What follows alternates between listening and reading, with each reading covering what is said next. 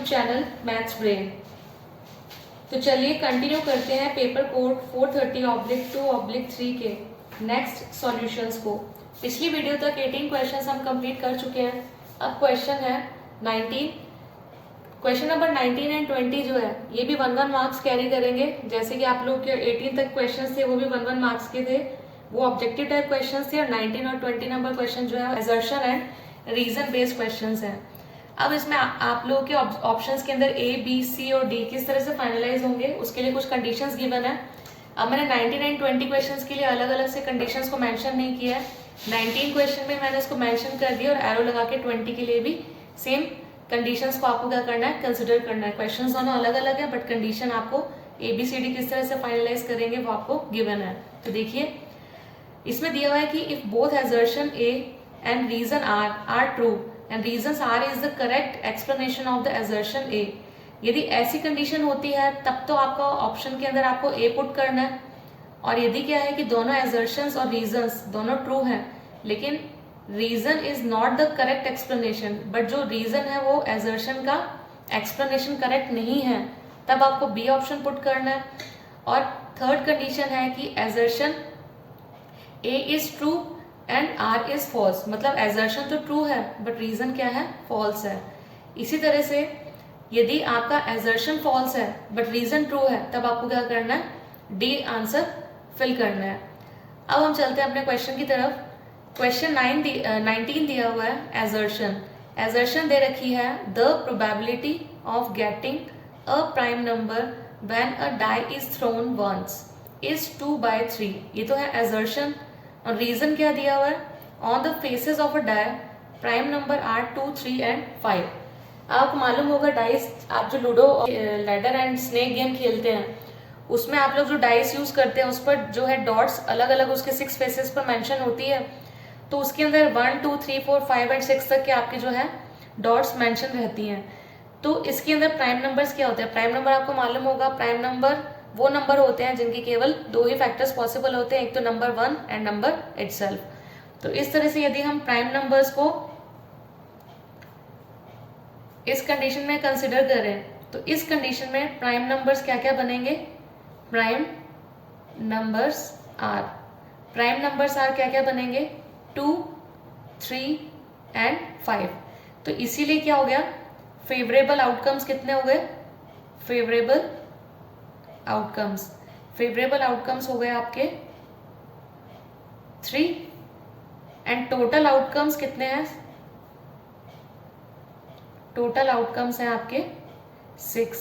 और आपको मालूम है probability of getting prime number, probability of getting prime number कौन से केस में, throw of a dice getting prime number. तो ये बनेगा आपका 3/6। इट मीन्स 3 1 जा 3, 3 2 जा 6।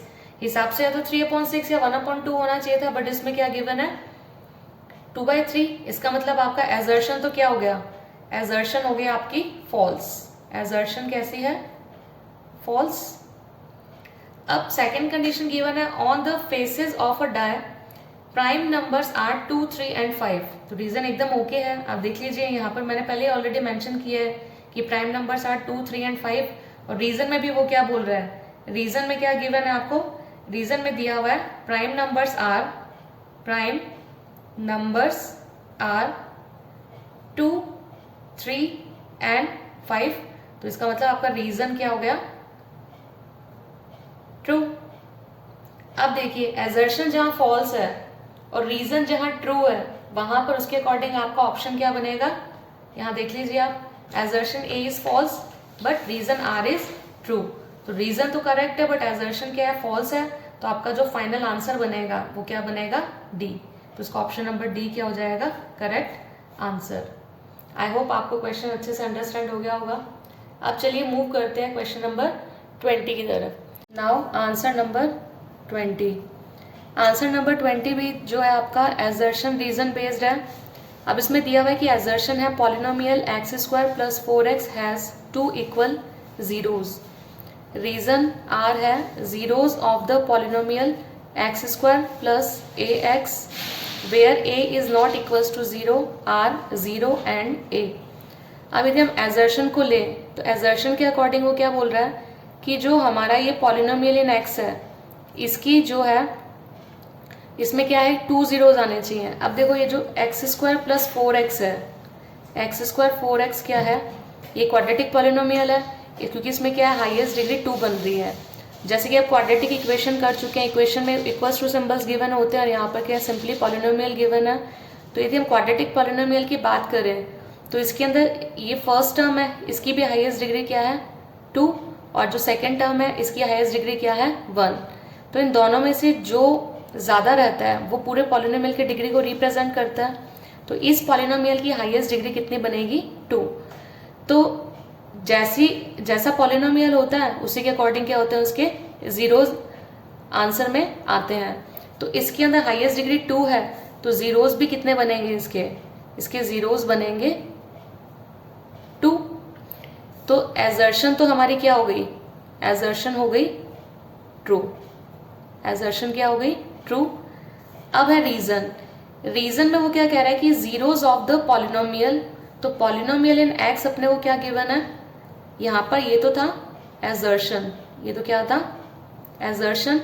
अब हम क्या ले रहे हैं रीजन, क्या ले रहे हैं रीजन।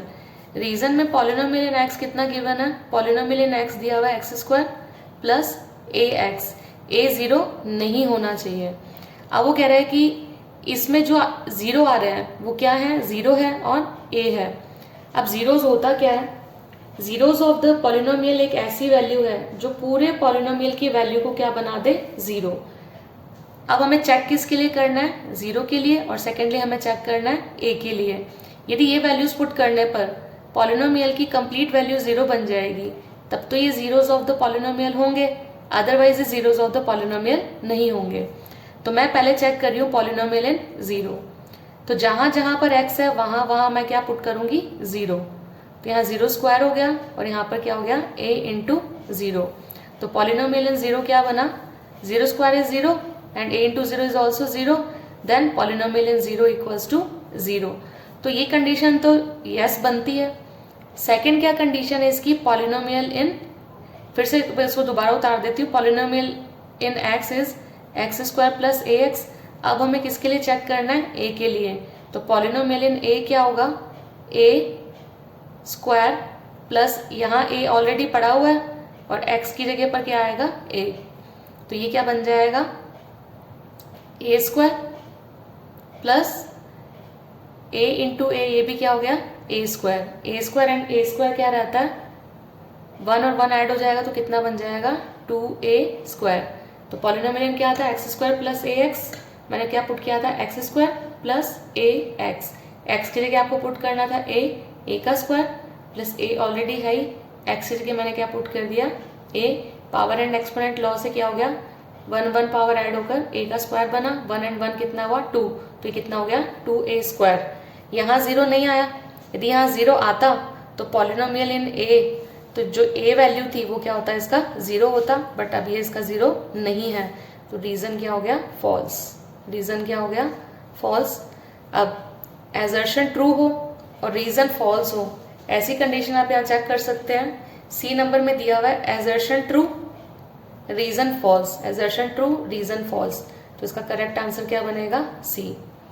तो आई होप आपको दोनों सॉल्यूशंस अच्छे से समझ में आ गए होंगे। फिर भी यदि आपको कोई डाउट है तो आप कमेंट सेक्शन में कमेंट कर सकते हैं। और 19 एंड 20 क्वेश्चंस ऑब्जेक्टिव हमारे यहाँ तक कंप्लीट हो गए हैं। अब नेक्स्ट वीडियो से हम लोग very short type solution start करेंगे। तो मिलते हैं नेक्स्ट वीडियो में वेरी शॉर्ट टाइप क्वेश्चंस के साथ में। तब तक के लिए thank you and have a nice day.